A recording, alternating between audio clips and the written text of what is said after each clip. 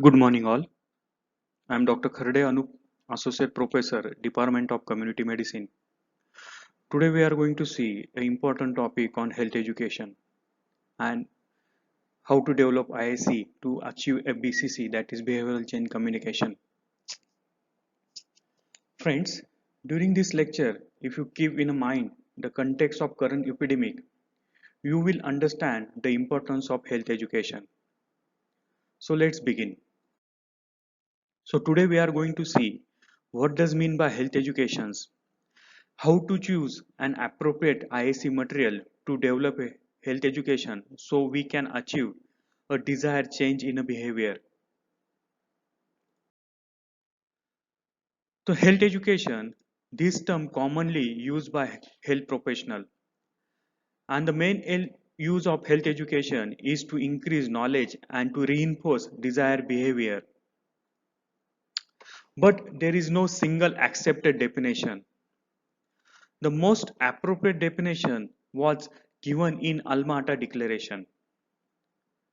So as per Alma-Ata, the health education means a dynamic process which aimed at encouraging the people to want to be healthy, to know how to stay healthy, to do what they can individually and collectively to maintain health and to seek help when needed. But health education alone is insufficient. The population on which we are implementing the health education, that is the target population, they must have access to the proven preventive measures and the procedures. Let's see what are the aims and objectives are health educations. So first aim of health education is to encourage people so they can adopt and sustain health promoting lifestyles and practices. Second objective is through health education, we can encourage people to proper use of health services. The last objective of health education is to arouse an interest, to provide a new knowledge and improve skill and change attitude, which help you to make a rational decision to solve the problems. So these are the three main aim and objectives of health educations. The main focus of health education is on people and their actions. And the goal is to make a realistic improvement in basic quality of life. If you compare the effect of health education with any other research discovery, we can say that health education has saved many more lives than any other medical research discoveries. So, along with health education, the person who delivers health education plays an important role. So let's see what are the important functions of health care workers. The first function is healthcare workers should help people to identify and to help identify and analyze the health related problems and also help them to set their targets and their priorities.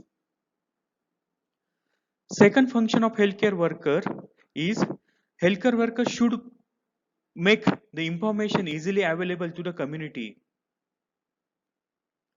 Also, they should provide an alternative solution for the solving of the health and health related problems. And the last role of the function healthcare worker is they should provide an access to provide preventive measures. So what are the different approaches of health educations? There are four well-known approaches to the health education through we want to achieve the desired health care or desired change in the health behavior. The first approach is an regulatory approach, also called as managed prevention. We can also say that it's an coercive approach or forceful approach. So it is defined as any governmental intervention, whether it's a direct or indirect, which is designed to alter the human behavior. So regulatory approach has many forms and these range from prohibition to the imprisonment. So through governmental intervention also or different laws, we want to make a change in the human behavior. So these are the few examples of regulatory approach. So through regulatory approach, we have achieved, or we want to achieve the, we have developed laws which restrain the child marriages. Also, some in Western countries, they have laws to use a compulsory seat belts. Though the regulatory approach is simple and a quick ways to introduce the desired changes, but it has some important failure. First failure of regulatory approach is the cause of disease. It could be medical and social, cannot be eradicated by legislation. But through regulatory approach, at most, what we can do, we can restrict the person from the spreading the disease. And another limitation of this regulatory approach is the areas in which the personal choice is involved. We cannot pass a law on that. For example, we cannot force a people to eat a balanced diet. So these are the few limitation or failure of the regulatory approach. However, regulatory approach can be used in a time of emergency and to control the epidemic. But it is very difficult to enforce a law without a vast administrative infrastructure and considerable expenditure. You must have known that the India had tried to implement a compulsory sterilization program in 1966, which resulted in the disaster. So what the lesson we have learned from the regulatory approach is that it is difficult to enforce a law unless the majority peoples are in favor of it, and if does not interfere with the rights of individual. So let's see another approach which is called as service approach. The service approach was tried by Basic Health Services in 1960.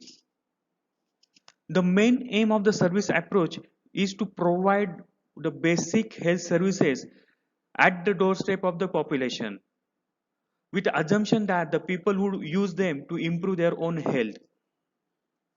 But this approach proved to be failure because it was not based on the felt needs of the people. Let me give one example. In India, we try to provide water seal latrine free of cost to the rural people to avoid the open defecation. But many people in the rural area did not make use of them because it was not their habit to use the latrine. So what the lesson we have learned from the service approach, that the people will not accept a program or services even if it is offered free of cost unless it is based on their felt needs. The third approach, it is called as health education approach. Student, you know that many problems like cessation of smoking, fertility control, etc. can solve only through the health education. It is based on the assumption that the people will do better if they have autonomy on their own lives. But to achieve the desired health change among the people, the health education approach should be delivered in a planned manner. So unlike regulatory approach, here in health education approach, individual doesn't get any orders. Though the result of health education approach are slow, but they are enduring. We can use the mass media and social organization to introduce new attitudes and new habits among the people.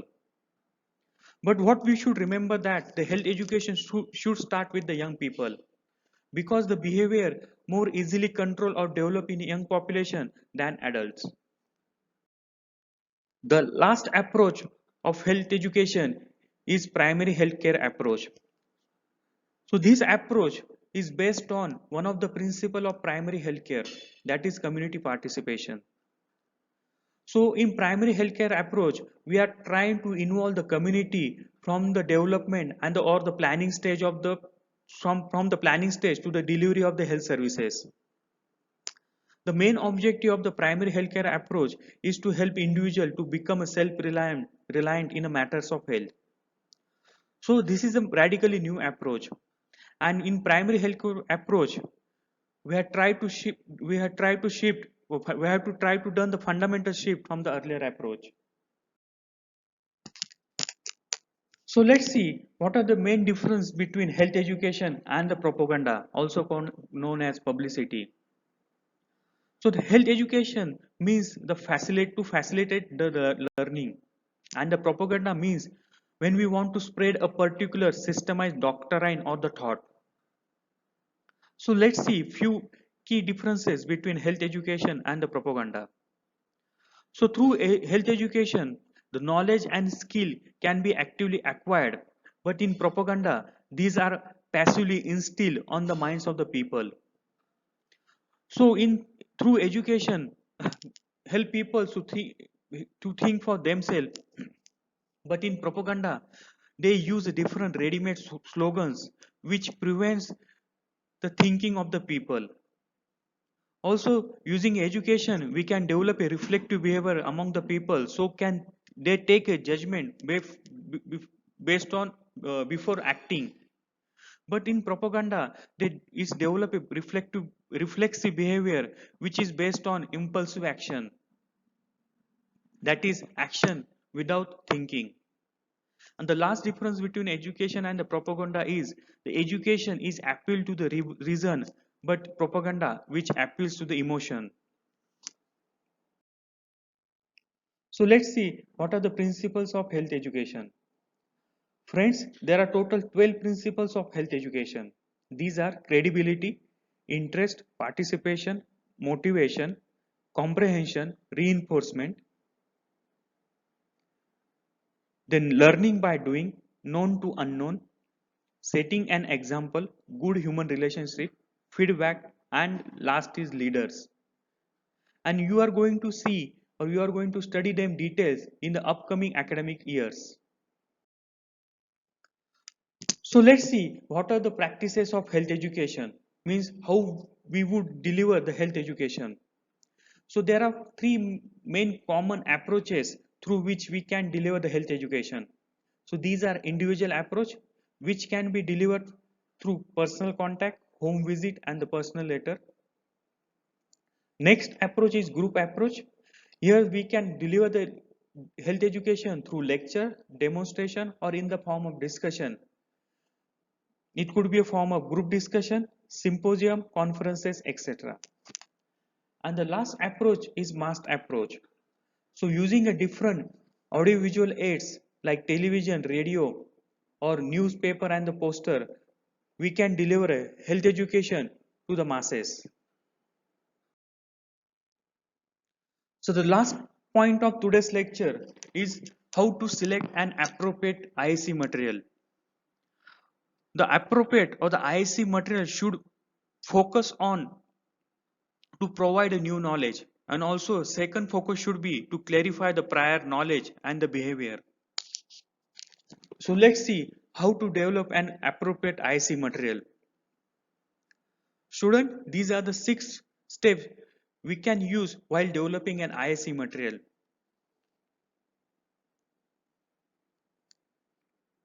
First is to select the appropriate IC material. Second, to develop a creative brief. Third is to prepare a draft or the prototype of IC material. Fourth is pre-test material. After the pre-testing of the prototype, we have to assess the result to check whether the IC is successful or not. And last is after successful IC preparation, we have to implement, and after that we have to do the monitoring the use of IC and the impact which is caused by IC material.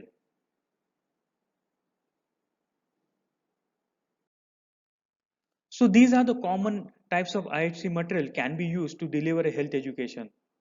These are graphic and audiovisual like brochures, posters, display boards, videotapes, slides, flip charts, etc. Other could be mass media type. This could be radio, television, movies, newspaper, and magazines. Let's see the strength and weaknesses of this IC material. First is the graphics and audiovisual. The graphics and audiovisual may be distributed or used in a variety of settings. These are very helpful to demonstrate steps of behavior. For example, if you want to demonstrate how to prepare and the use of medication, then graphics and audiovisual is the best IC material. It also help to provide a complex information.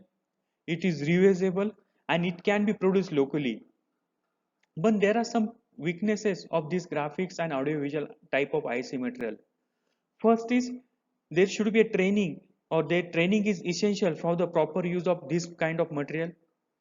And if this material is not presented by health workers, then it doesn't generally influence the behavioral change.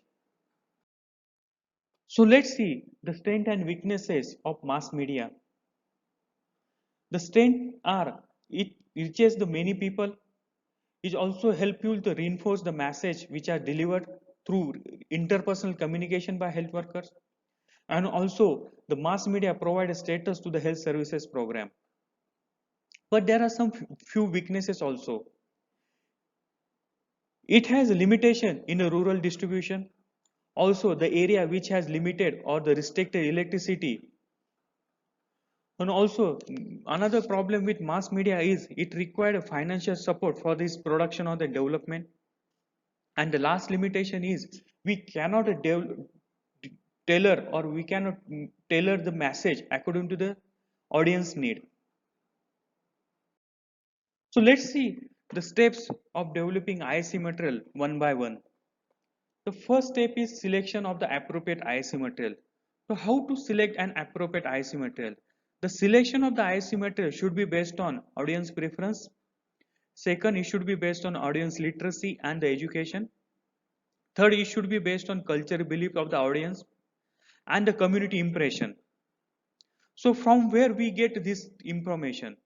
So the information to choose an appropriate IC material can be obtained by observation, also by doing some informal conversation with the target audience or the leaders of that target communities.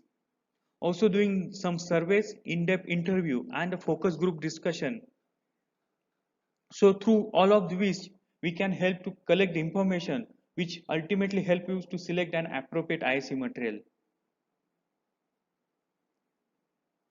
So what we should remember that the mixing of IC gives us a more impact than single IC.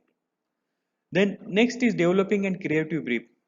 In a simple way, creative brief means these are the guidebook, or also we can call it as a bridge between the IC material development team and the people who are going to design and draft and script the IC.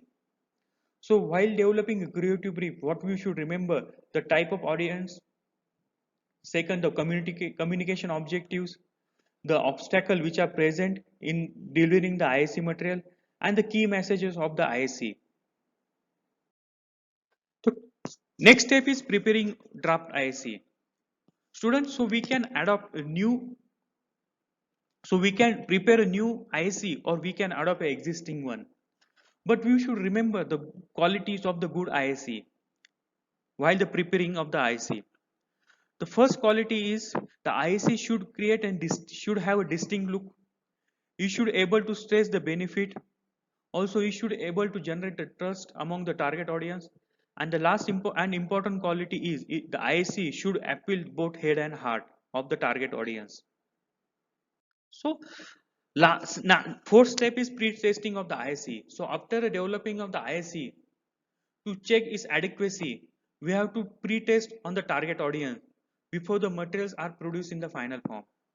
So while the pre-testing of the IC, the following measures should be employed. These are comprehension, then attractiveness of the IC, then acceptance level of, then involvement of the community and inducement to the action. So on these 5 measures, the pre-testing of the IC should be done. The next step is assessing the pre-test result and the revision of the IC material. So after the pre-testing or after the analyzing the result, if the given IC, if among the target population, if the more than 70% of the target audience able to understand the IC, then we can say that IC is successful. There should be also found, it should be also found that IC material should be attractive, acceptable and believable. And if it is not, then there should be we have to revise the IC in the material form, in its material form or the in messages. So last step of ISC is to monitoring the ISC, monitoring its use and impact of ISC material. So what should we monitor? What you should remember that distribution of ISC material should be under observation. Suppose we have developed a mass media type of ISC, so we should keep and watch that whether radio and TV actually broadcasting on pre-decided day and a time slot for its maximum viability or not. So how to check the impact of ISC? So the interim effects of the ISC can be assessed by comparing the pre and post implementation of ISC. Suppose after implementation ISC, the people are able to recall the key messages which are given in the ISC. So we can say that ISC is effective. Also, if we have found that there is a change in behavior after implementation ISC, suppose there is an increase in the number of people who are using the face mask, then we can say that the ISC use of ISC is effective. So these were the important steps of the preparing of the ISC material. I hope you have understood the importance of health education, how to select good ISC material to achieve a desired behavior in the health community, the health of the community. Thank you.